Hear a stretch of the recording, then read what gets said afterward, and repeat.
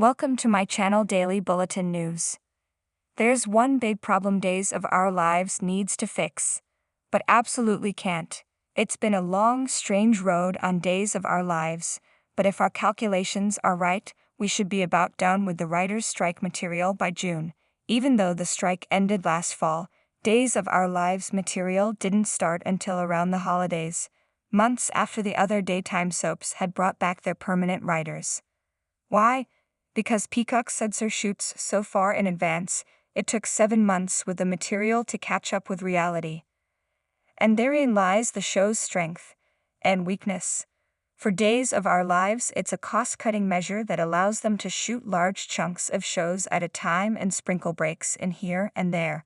That's probably a big part of what's kept the show going with a budget that NBC and now Peacock are willing to throw at it. But most other shows only shoot about a few weeks in advance. It allows them to shift direction if things aren't working and lean into the things that are in real time. Not all stories hit like writers may have hoped, and if a show can't dump the ones that are dead on arrival, then all they're getting for their efforts is a bunch of frustrated fans. Catering to every viewer's whim isn't feasible or a great way to run a show, but you want them invested and enjoying things. You want to be able to test pairings out, see what sizzles and fizzles with the audience and run with them. You want to be able to build off of fan buzz and go from there.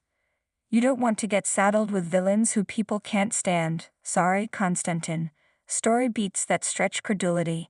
Maggie really didn't catch on to this con for 6 months. Or characters who just get buried under the fast-forward button. No offense, Harris, though you may be gone for good.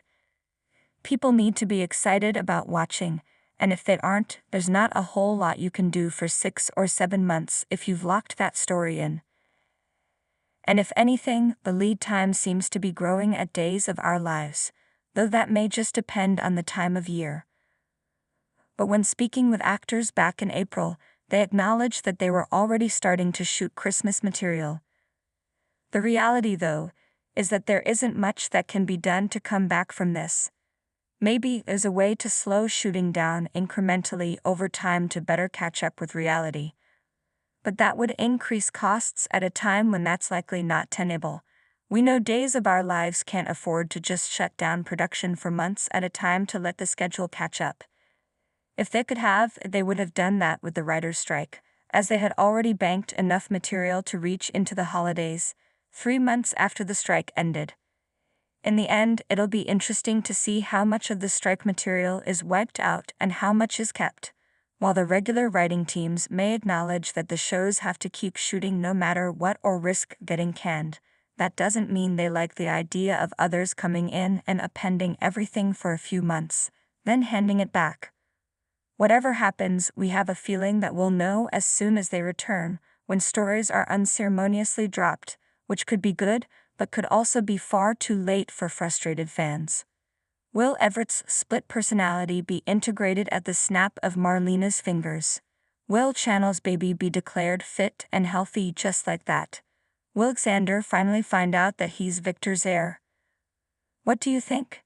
If there were storylines or romances you could change for the better, what would you do?